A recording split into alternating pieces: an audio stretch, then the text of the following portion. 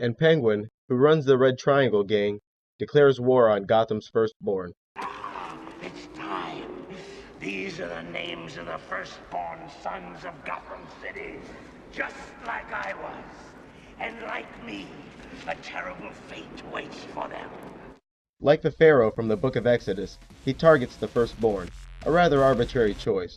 Batman Returns even has some of the more conventional symbolism. But the Joker isn't a character unique to Batman. We've encountered this Joker character before, and since. The Joker's true name, or one of many, is Asmodeus. Asmodeus is portrayed as highly intelligent, extremely sadistic, and humorous. But first, here's the intro from the movie Spawn. The battle between heaven and hell is waged eternal. Their armies fueled by souls harvested on Earth. The devil Malbolgia has sent a lieutenant to Earth to recruit men who will turn the world into a place of death in exchange for wealth and power. A place that will provide enough souls to complete his army and allow Armageddon to begin. In Spawn, you've got this Joker kind of guy who's working for the devil. His job was to prepare Earth so that Spawn may lead Satan's army to heaven and destroy it. In the movie, Spawn is betrayed and killed by his boss, is sent to hell, and makes a deal with Satan to get a second chance for revenge and love so long as he leads Satan's army to attack heaven. Spawn agrees and returns to the land of the living with incredible abilities and a regenerative body made of a luminous material. Now the clown is kind of bitter because he believes that his likeness is closer to Satan's than Spawn's is, and that he should lead Satan's army. And although he's bitter, he's under strict orders to ensure that Spawn succeeds in all he does. Eventually, the tension surfaces. Spawn and the clown fight, Spawn wins, and refuses to play ball with Satan's plan, and the Earth is saved. This demonic clown has quite a bit in common with the Joker. Then there's Asmodeus, from the movie Gabriel. Gabriel is about an archangel named Gabriel, who was sent from heaven to do battle with demon villains. He arrives to find a dark, cruel world where his comrades, who are also angels, live in hiding and fear while demons rule humanity. After locating his superhero friends, he's disappointed to discover that they've discontinued their fight against evil, and now live in the shadows. Almost immediately after banding behind Gabriel, Asmodeus and Samael discover the Archangel's locations and begins picking them off in an effort to remove the forces of goodness so that the souls of the city will belong to the fallen. After a long, drawn-out crusade to kill the fallen one by one, Gabriel eventually works his way up to Samael, who he kills and dies with. Then there's Ozymandias, from Watchmen. Watchmen is about a group of crime-fighting superheroes who retire and go their separate ways. All but two of these superheroes, Ozymandias and Dr. Manhattan, keep their identity secret. Soon it appears that members of the retired supergroup, the Watchmen, are being targeted for assassination. It is eventually revealed that superhero and former colleague Ozymandias is behind the plan to neutralize his ex-partners so that he may bring about a massive change on a global scale by using a series of false flag terrorist attacks.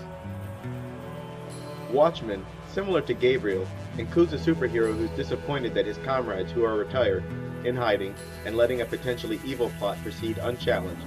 But more than that, it includes two characters whose names sound similar, Asmodeus and Ozymandias. Not exactly a stretch. Still more, both are behind assassinations and rumored to be homosexual. Here's Adrian, aka Ozymandias, from Watchmen, hanging out with the village people. Even Adrian fight. Possible homosexual.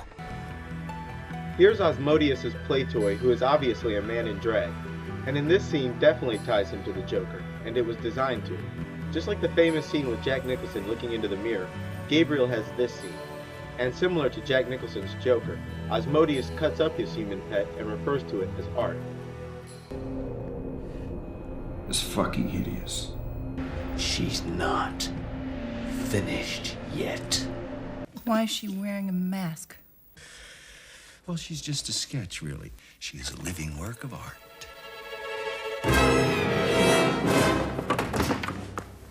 I don't know Picasso, but do you like it?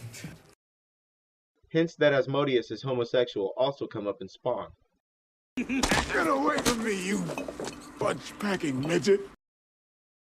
These 5 characters have quite a bit in common.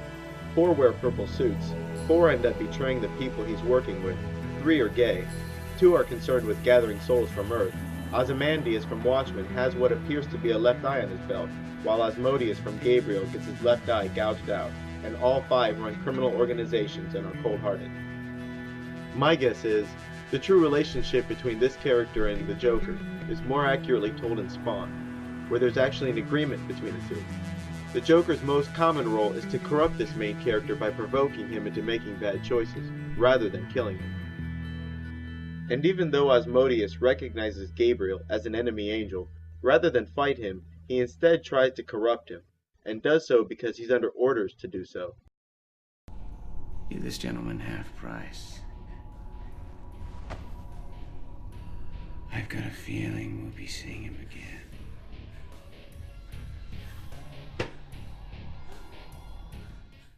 Watchmen and Gabriel also have another character in common, Moloch, complete with odd-shaped ears, bald heads, and both working for the bad guys.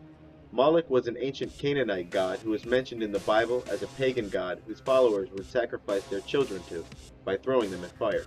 Today, members of the Bohemian Grove gather to reenact this ancient ritual by burning a human in effigy. So who is Asmodeus? Asmodeus is mentioned in both the Hebrew Talmud and the Book of Tobit. He is considered to be one of the princes of hell, whose cardinal sin is lust, and he reportedly twists people's sexual desires. In the Talmud, he's even depicted as a humorous fellow who marries Lilith, another character in Gabriel. In Watchmen, Ozymandias runs a company called Pyramid International, and in the movie, creates a new world order by uniting the nations against Dr. Manhattan. But in the graphic novel, the crisis Ozymandias uses to unite the nations is a fake alien invasion. By the end, Ozymandias, who is obsessed with all things Egyptian, succeeds in his conspiracy, which results in world peace. Watchmen includes yet another character of Illuminati significance, Ra, the sun god, aka Dr. Manhattan. Dr. Manhattan, who chills out at the Rockefeller Military Research Center, is repeatedly connected to the sun god, Ra. And similar to Ra, the sun god from Egyptian mythology, Dr. Manhattan turns his back on humanity and leaves Earth, and humanity turns against him. So Dr. Manhattan retreats to Mars and constructs a flying machine that looks like the sun no matter which direction you're looking at it. Here's Ra, written out in Egyptian hieroglyphs. Notice the sun symbol, here. Now look at the symbol on Dr. Manhattan's forehead. This Egyptian symbol designates the sun. It's also worth noting that Ozymandias, Manhattan's buddy, has a belt adorned with the Eye of Ra. Even our old super friend, the reluctant Batman, shows up in Watchmen. More so than the graphic novel, the movie contains one of the biggest ripoffs of all time, the Night Owl 2, aka Batman, the Dark Knight. Daddy left him a pile of cash, an alter ego he and everybody else is afraid of, advanced gadgets and vigilante doodads in his basement, and some scenes are just plain insulting.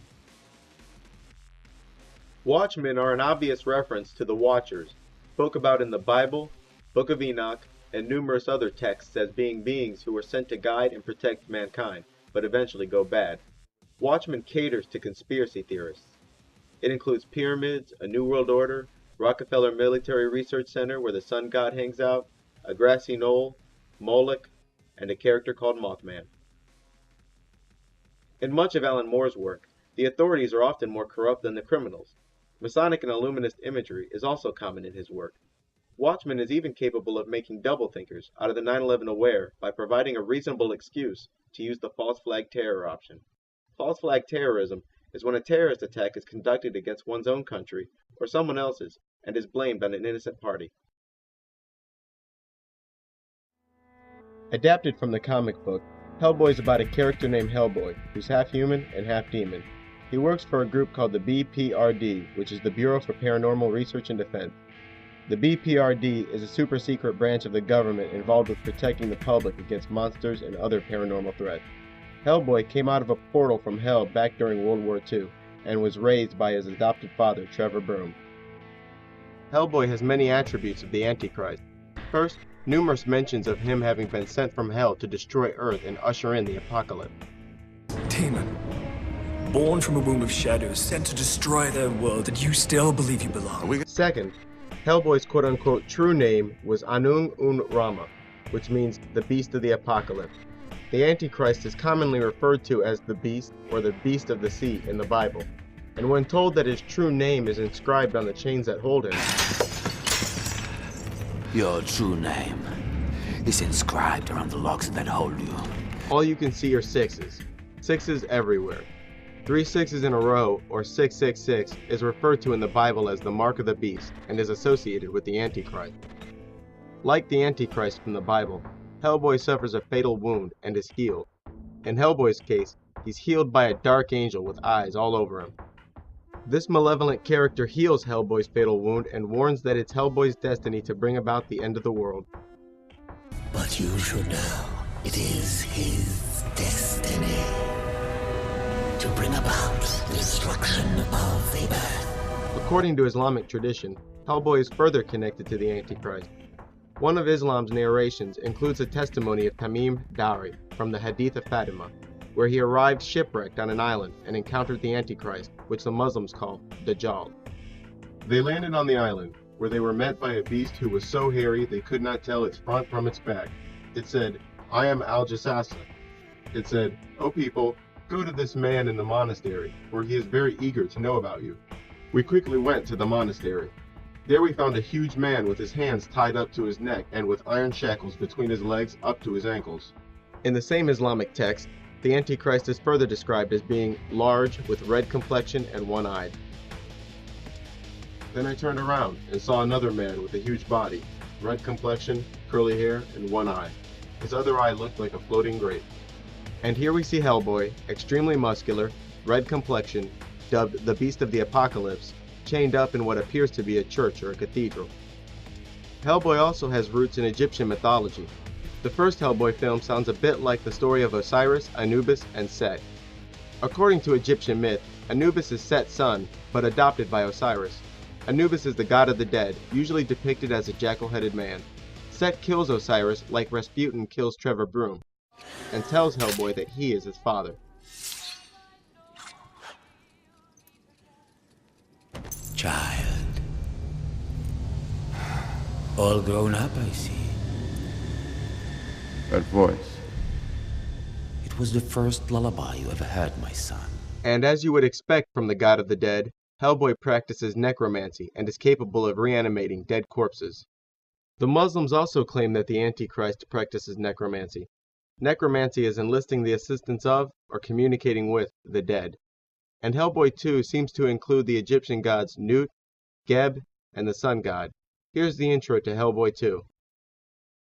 The blood of many an elf, ogre, and goblin was spilled in their war with man. And King Balor, the one-armed king of Elfland, watched the slaughter in dread and despair. The master of the goblin blacksmiths offered to build the king a golden mechanical army. "Build me this army," the king said. The golden army had no remorse, and King Balor's heart grew heavy with regret. So he called a truce and divided the crown in 3 pieces, 1 for the humans and 2 for himself.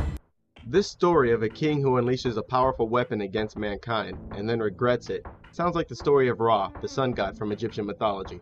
According to legend, the sun god Ra was angered by humanity's disobedience to his rule, so he sent his daughter, Sekhmet, who was called the Eye of Ra, to tame rebelling humanity. But after seeing the carnage that Sekhmet caused on Earth, his heart filled with regret and pity. So he tricked Sekhmet to stopping her rampage by getting her drunk. Sekhmet was depicted as a woman in a red dress with a lion's head and was said to have been made from the fiery eye of Ra. Sekhmet went by such flattering titles as the Eye of Ra, the Scarlet Lady, the Lady of Flame, and the Lady of Slaughter. The Egyptian gods Geb and Nut also appear in Hellboy 2 as Prince and Princess Nuana. In ancient tales, Geb and Nut were twins and also married. This union angered Ra and commanded his son and their father, Shu, shown here, to see to it that the two remain separate. In this scene, the brother and sister act as if they also have a sexual relationship. I can feel that much on you. Father always tried so hard to shield your heart from mine. Here's Geb below and Nut above, with their father Shu separating them. The goddess Nut is typically depicted in a tight-fitting blue dress, just like Princess Nuana's. Geb, the god of the earth, is typically depicted with leaves,